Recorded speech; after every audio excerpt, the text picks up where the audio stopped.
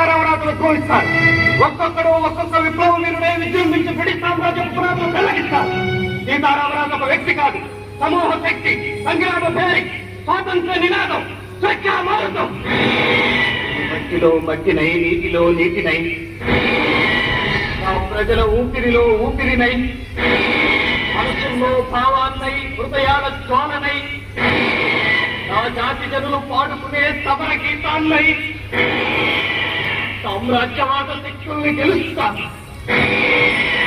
స్వతంత్ర భారతి జయకేతనంగా నిలుస్తాను. అక్కడ కాదురా, ఇక్కడ కాదు. వందే మాతరం, వందే మాతరం, వందే